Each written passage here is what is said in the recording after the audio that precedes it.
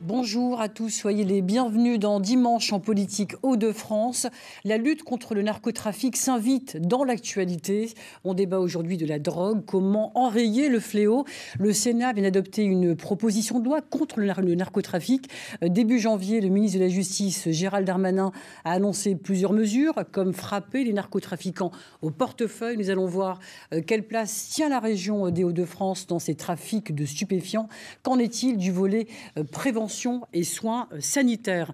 4 invités pour débattre avec moi. Violette Spilbout, bonjour. Bonjour. Alors, vous êtes députée Renaissance du Nord. Face à vous, Hugo Bernalicis, bonjour. Bonjour. Alors, vous êtes député LFI du Nord.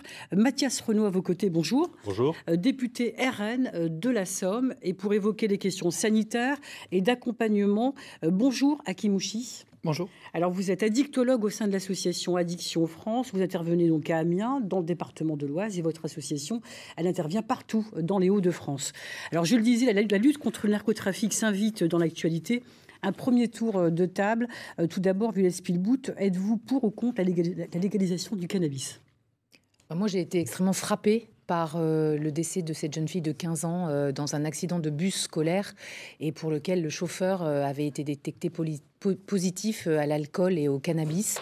Je crois que le cannabis fait des ravages pour des conducteurs, mais aussi pour nos jeunes. D'abord, tout simplement, c'est l'Académie de médecine qui le dit. La substance contenue dans le cannabis est dangereuse sur le plan psychique, sur le plan physique pour nos jeunes et pour la maturation de nos jeunes. Et puis, c'est aussi un sujet finalement de modèle de société. Moi, je pense qu'aujourd'hui, légaliser le cannabis, c'est ouvrir la porte au développement des autres drogues. On le voit dans les autres pays où finalement on recule. Aux Pays-Bas, par exemple, c'est devenu carrément un narco-État et ça a été dans les premiers à légaliser le cannabis. Donc c'est quelque chose de dangereux. Opposé. Hugo Bernalicis, faut-il, comme certains pays européens, donc légaliser la drogue ? Oui, il faut légaliser le cannabis à tout le moins. C'est clairement dans nos propositions politiques, déjà en 2012, puis en 2017 et encore en 2022. Et pour une raison assez évidente, déjà poser un premier constat. La prohibition ne fonctionne pas au vu des objectifs qui lui sont assignés. L'objectif de la prohibition, c'est qu'il y ait moins de consommateurs. Or, la consommation et le nombre d'expérimentations, j'ai les chiffres de l'OFDT qui sont là sous la main, sont en augmentation pour ce qui est du cannabis. Donc le résultat, il est médiocre, alors même qu'on a créé les amendes forfaitaires délictuelles, qu'on crée des nouvelles infractions, qu'on durcit l'échelle des peines. Ça, c'est le premier constat. Donc si l'objectif, il est vraiment de faire baisser la consommation, alors il va falloir mettre le paquet sur la prévention, et la légalisation est un des moyens de faire cette prévention, puisque vous permettez à des tas de gens de ne plus se cacher, d'assumer leur consommation et d'aller voir des professionnels de santé. Et c'est pas vrai ce qu'a dit Madame Spilbout juste avant sur le fait que il y ait aujourd'hui dans les pays qui légalisent un report de la consommation sur d'autres substances. Un retour en arrière, vous voulez dire. Et la plupart des pays où ça a été légalisé, il y a une baisse de la consommation du cannabis parce qu'il y a des grosses campagnes de prévention. Mais bien sûr, du trafic des autres drogues. Mais vous pouvez faire semblant de ne pas voir les chiffres. Mais vous savez, il y a un rapport qui va être rendu lundi par votre collègue Monsieur Mendes en commission des lois et avec mon collègue Monsieur Léaumont qui va remettre ces chiffres à jour. Et vous pourrez le lire. Vous pourrez le lire et qu'on se base sur des chiffres réels. Par contre, le fait que ce soit un narco-État aux Pays-Bas, que ça devienne le cas, oui, parce qu'ils n'ont pas légalisé la production. Et donc, il y a un angle mort dans lequel les trafiquants continuent de trafiquer. On va poursuivre le tour de table, mais avant, regardez cette carte de l'Union européenne. Il y a Malte, Luxembourg, l'Allemagne qui est officiellement devenue le 3e pays d'Europe à légaliser le cannabis depuis le 1er avril 2024. D'autres pays restent encore tolérants quant à cette consommation, parmi eux l'Espagne, la Belgique, l'Italie, le Portugal. Mathias Renaud, êtes-vous favorable à la légalisation du cannabis ? Sans surprise, absolument pas. Je suis absolument contre la légalisation du cannabis. D'abord, c'est un modèle de société, c'est-à-dire que c'est une façon d'interdire, c'est une façon de rappeler, y compris à des consommateurs potentiels qui ne sont pas encore dans l'addiction et dans la consommation, que c'est une pratique interdite et réprouvée par la société. Et si vous voulez, l'impact éventuel, et d'ailleurs qui est absent sur la consommation d'une légalisation, quelque part, c'est un signal très négatif qui est envoyé. C'est comme si on disait, s'agissant de la délinquance, on constate une augmentation de la délinquance. Donc, par ailleurs, il y a une politique répressive, donc il faudrait supprimer le code pénal, si vous voulez, ça n'a aucun sens. Ensuite, ça n'aborde pas la question du trafic. Effectivement, aux Pays-Bas, on constate que la légalisation n'a pas enrayé du tout le trafic, donc c'est deux questions tout à fait différentes. Karim Mouchi, vous êtes addictologue. Faut-il, médecin, généraliste également, faut-il légaliser le cannabis, vous qui êtes en relation avec les usagers de la drogue au quotidien? Alors, quand vous poserez cette question à un médecin, un addictologue, vous n'aurez pas de réponse tranchée. Pourquoi? Parce que de toute façon, on a affaire à des malades. Donc du coup, que ce soit légal ou pas, on doit soigner ces malades et les aider à en sortir. La répression à tout prix, à la limite, en tant que soignant, je ne serais pas finalement apte à trancher là-dessus. Mais par contre, la prévention, pour prévenir justement les éventuels usages, les dérapages, les mésusages de ce type de substance, oui, effectivement, il faut mettre le paquet sur la prévention et soigner ceux qui en souffrent et qui en sont devenus dépendants. Vous avez dit malades, ce sont des malades. Ce sont des malades. Il y a la classification internationale des maladies faite par l'Organisation mondiale de la santé qui le dit. L'association des psychiatres américains, qui est une association référente sur le domaine, le dit également. Donc oui, effectivement, les patients dépendants sont des malades. Ils présentent un trouble lié à l'usage de substances. Alors si certains pays sont favorables à la légalisation du cannabis, néanmoins une grande majorité de l'Europe reste très fermée sur ce sujet. C'est le cas de la France. Tout consommateur de stupéfiants se risque à une peine d'1 an de prison et de 3 750 € d'amende. C'est ce que veut amplifier Bruno Retailleau. Le ministre de l'Intérieur a lancé une nouvelle campagne contre la consommation de drogue le 6 février dernier. Fumer un joint, c'est avoir du sang sur les mains. Donc une campagne de sensibilisation, de culpabilisation pour lutter contre ce trafic de drogue. Donc c'est ce qu'il faut faire pour enrayer le phénomène, culpabiliser donc les consommateurs. Violette Spilbout. Ce qui est sûr, c'est qu'il faut responsabiliser le consommateur parce que finalement, la consommation de drogue, c'est pas seulement un problème entre la drogue et soi-même, c'est un problème de société. C'est-à-dire que derrière la consommation, il y a tout un réseau. Et y compris pour la vente de cannabis, quand c'est un gamin de 14 ans qui vend du cannabis et qu'il y est peut-être contraint, qui ne peut plus aller à l'école, qui est déscolarisé, qui est même battu pour faire partie de ce trafic, eh bien, quelque part, on en a une responsabilité. Donc oui, combattre en fait la consommation de drogue et passer un message de responsabilité à chacun des consommateurs, c'est aussi être citoyen. Et je crois que quand on est tranquille et qu'on a acheté une petite dose et qu'on se dit un joint, c'est pas grave, eh bien en fait derrière tout ça, il y a ce qui se passe en France, un grand réseau de trafic de cannabis et derrière c'est l'héroïne, la cocaïne et c'est le narcotrafic en France et dans le monde. C'est une porte d'entrée, c'est un peu ce que vous souhaitez dire. En tout cas, on sait que tout ça est interconnecté et que les réseaux sont bien les mêmes. Hugo Bernalicis, est-ce la bonne manière d'aborder le sujet, cette campagne donc, qui vise à culpabiliser le consommateur ? On dirait un disque rayé qui recommence éternellement avec les mêmes campagnes qui ne fonctionnent pas. D'ailleurs, je m'étonnais que Bruno Retailleau dise qu'il était le premier à faire ce genre de campagne choc.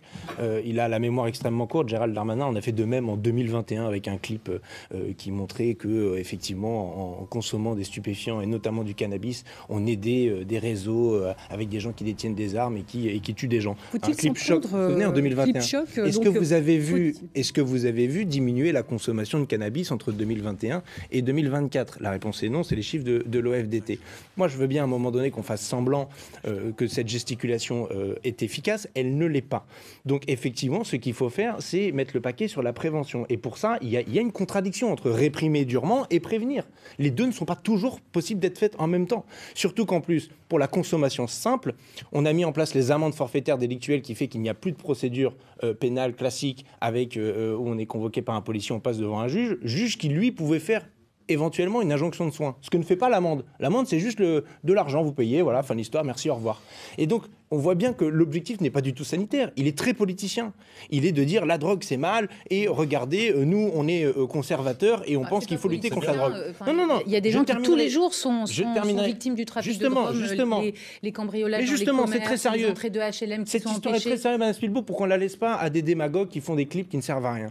Moi, ce que je vous dis, c'est que je ne connais... C'est de prendre 5 millions d'usagers et de s'adresser directement à eux. Je ne connais aucun trafiquant qui est favorable à la légalisation. Posez-vous les bonnes questions. Eh oui, si c'était l'État qui contrôlait la production, la distribution et la vente, vous n'auriez pas les effets que vous dites. Il faudrait davantage cibler donc les revendeurs plutôt que les consommateurs. C'est l'impunité avec la France. Le trafic, en tout cas, c'est la culture de l'impunité. Oui, bien sûr, la culture de l'impunité. Tout simplement. C'est le laxisme et l'impunité. C'est ça que vous prétendez. Quand vous aurez des arguments autres que d'autorité, on pourra peut-être avancer dans le débat. Toujours est-il que, oui, taper le haut du spectre, le haut du trafic, les grosses saisies sont bien plus efficaces que n'importe quelle campagne de dissuasion et de culpabilisation. Moi, j'aimerais qu'il y ait des campagnes de prévention sur la réduction des risques. C'est-à-dire on va dire aux consommateurs, attention, voilà ce qui peut vous arriver sanitairement pour vous. Pourquoi vous mettez en danger vous-même? Ça, c'est efficace. Ça, c'est ce qui fonctionne. C'est ce que font les associations avec des très maigres moyens. Et c'est ça qu'il faudrait aider. Mathias Renaud, la drogue, elle est aujourd'hui vendue en libre service jusqu'à une ubérisation que l'on peut commander. Donc, comment stopper ce phénomène ? Écoutez, les clips chocs dont on vient de parler, c'est une sorte de piqûre de rappel. C'est nécessaire, mais c'est pas suffisant. Là où je vous rejoins, c'est qu'effectivement, ça n'a rien de nouveau. Donc on voit bien aussi dans la communication de Bruno Retailleau, il y a un petit côté plan de com Retailleau qui est d'ailleurs détachable. J'ai pas dit ça. C'est nécessaire, mais c'est pas suffisant de montrer, de rappeler que c'est une pratique interdite. Et d'ailleurs, je note que pour d'autres types d'addictions, comme le tabac par exemple ou l'alcool, il y a aussi des clips chocs culpabilisants quelque part. Donc ça fait partie d'un éventail de prévention qui se complète avec la répression. Voilà, donc, il ne faut pas donc, négliger le côté répression, contrairement à mon voisin qui visiblement... Je suis pour le mettre au bon endroit, c'est-à-dire sur les trafiquants, sur ceux qui organisent, les criminels qui organisent tous ces réseaux-là. Que les consommateurs. Justement, on perd énormément d'énergie policière à aller embêter les consommatrices et les consommateurs plutôt que de se concentrer sur le haut du spectre. C'est même Gérald Darmanin qui l'a théorisé dans la commission d'enquête sur le narcotrafic au Sénat, en expliquant qu'on perdait du temps et de l'énergie à faire des enquêtes de long cours avec la police judiciaire. J'ai cru rêver, je me suis pensé au moment où je l'ai vu faire ce genre de déclarations. Non, c'était bien lui, c'était bien vrai. Ce qui l'a conduit à faire des opérations. Les consommateurs, alors. Mais je veux les déculpabiliser pénalement et je veux les aider et leur faire les explications sur les enjeux sanitaires et de santé publique qui les concernent et qui concernent leur entourage. Alors, dites-nous, Mathias Renaud, donc le consommateur, les trafiquants, ils sont à mettre au même niveau ? Non, évidemment, d'un point de vue des moyens policiers et judiciaires, il faut cibler avant tout le trafiquant. Et d'ailleurs, ce sera l'objet de la proposition de loi sur le narcotrafic, parce qu'on a bien vu que c'était la priorité en la matière. Seulement, il y a un oubli quelque part dans cette lutte contre le narcotrafic dont on va parler bientôt à l'Assemblée, c'est notamment le nombre de places en prison. C'est-à-dire que si vous avez des policiers qui courent après les trafiquants, qui sont des multirécidivistes, qui sont connus, reconnus par la police et la justice, et que derrière, il n'y a pas de place de prison, forcément, vous avez toute la chaîne pénale qui est bouchée. Alors, Hakim Mouchi, vous êtes addictologue, je le disais, les consommateurs sont-ils... que pensez-vous de ce clip de dissuasion ? Alors, aucun addictologue, aucun médecin ne pourra valider ce type de stigmatisation du patient. Ça reste un malade. Alors aujourd'hui, c'est comme si on allait voir le patient diabétique et qu'on le punissait d'avoir consommé du sucre toute sa vie pour qu'il l'a rendu diabétique. Donc non, pour ma part, en tout cas, c'est mon avis personnel là-dessus, stigmatiser, réprimer le consommateur n'est pas le meilleur point de vue d'attaque. Il faudra le responsabiliser, clairement, on est dans un état de droit, donc il y a des lois qui interdisent cette consommation, donc il faudra effectivement en tirer quelque chose. Mais le volet prévention sera, à mon avis, effectivement, l'axe le plus important pour prévenir. Et le cadre légal, c'est un peu ce que vous voulez dire, le respect du cadre légal, en tout cas celui. Tous les pays qui ont légalisé ont augmenté leur budget sur la prévention et ça fonctionne pour faire diminuer la prévention en faire une priorité. C'est un peu ce qu'on. Il faut rappeler que c'est pas un truc pour se faire plaisir comme ça. Ça fonctionne. Alors le ministre de la Justice, Gérald Darmanin, est lui aussi très très mobilisé sur ce sujet. Il a annoncé plusieurs mesures, comme frapper les narcotrafiquants au portefeuille, alourdir les peines contre ceux qui menacent et corrompent les agents de l'État, mettre les moyens contre le blanchiment d'argent, confiscation des biens mal acquis également. Ça va dans le bon sens, Violette Spilbout.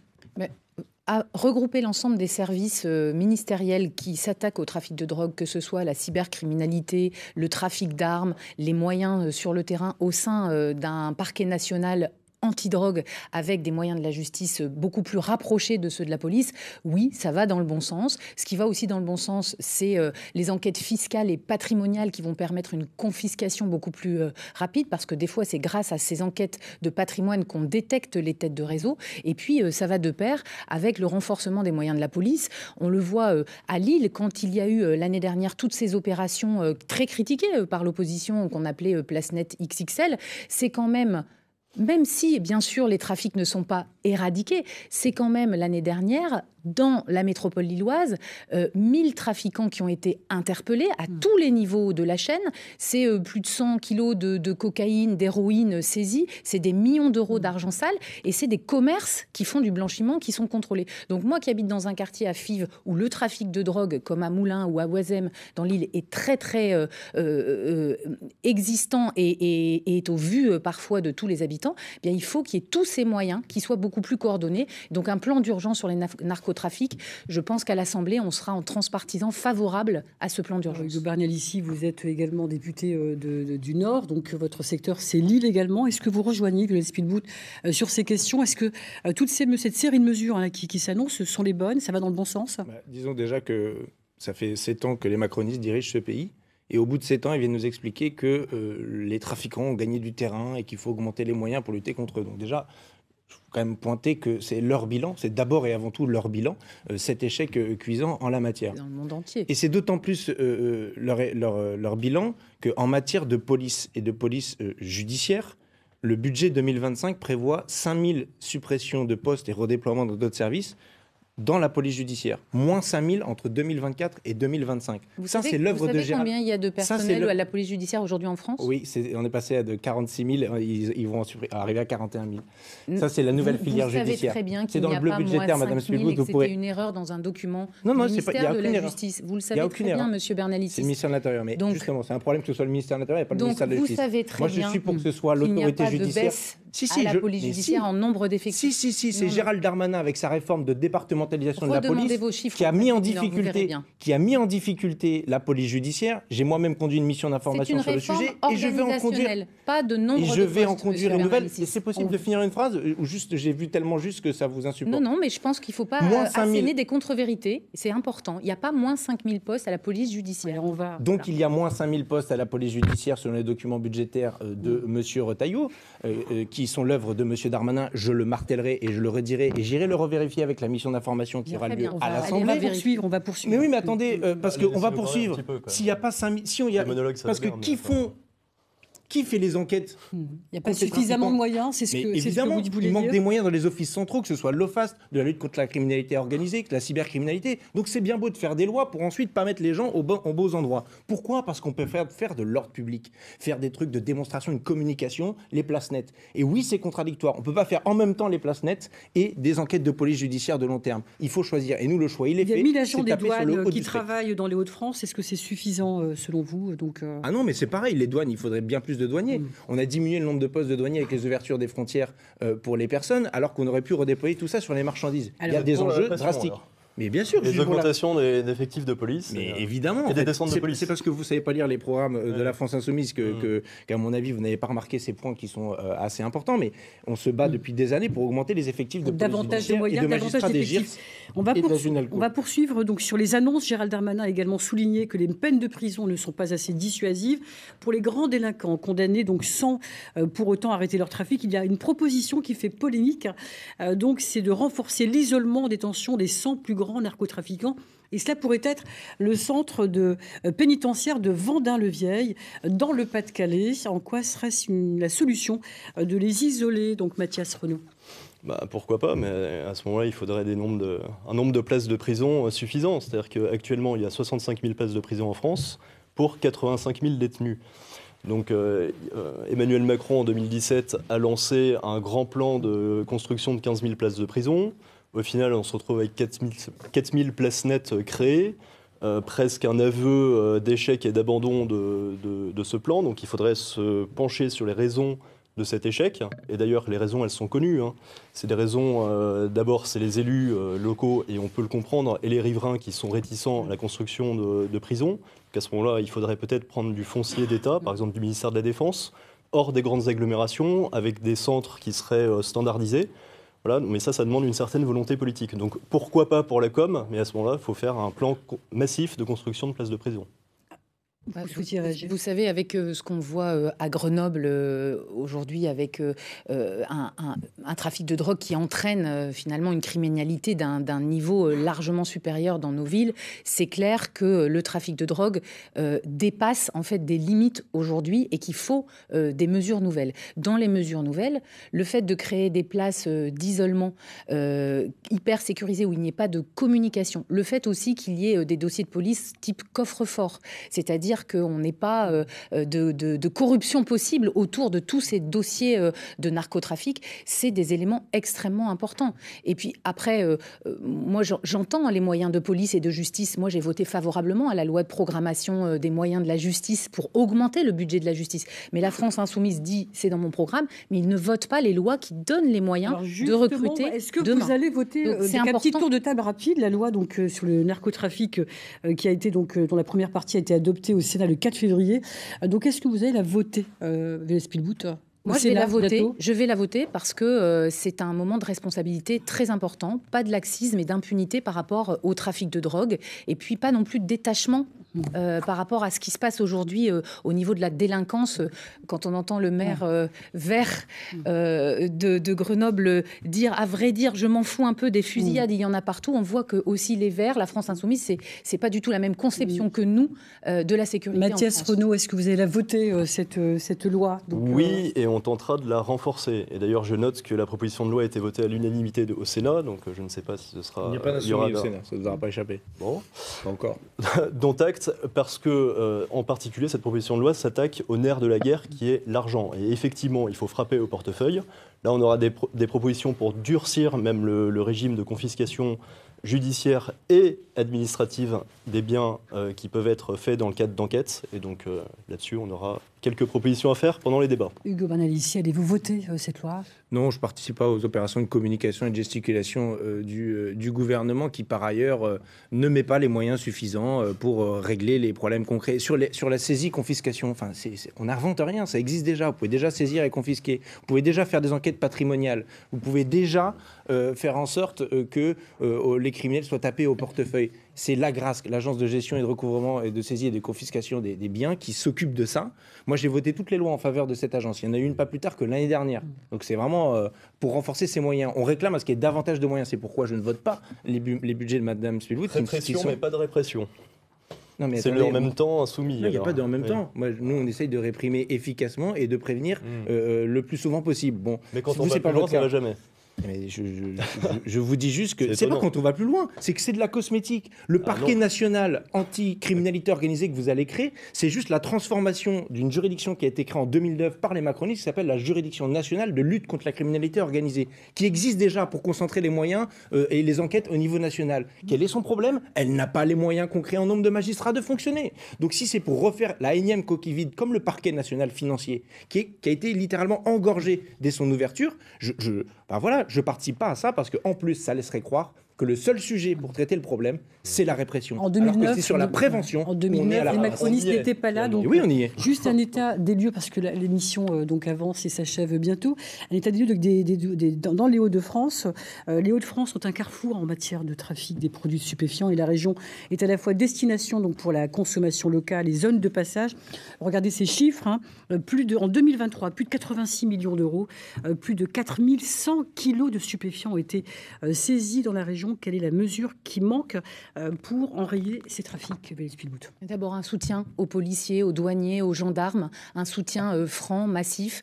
En fait, on a ceux comme moi qui défendent l'ordre, la sécurité et qui soutiennent des forces de l'ordre qui combattent le trafic de drogue. Et puis, on a en face d'autres modèles politiques, comme celui porté par M. Bernalicis, qui sont finalement dans la culture de l'excuse, qui cherchent en permanence à dénigrer la police. Enfin, vous avez quand même demandé, il n'y a pas longtemps, au préfet du Nord la dissolution de la BAC. On voit à quel point vous allez.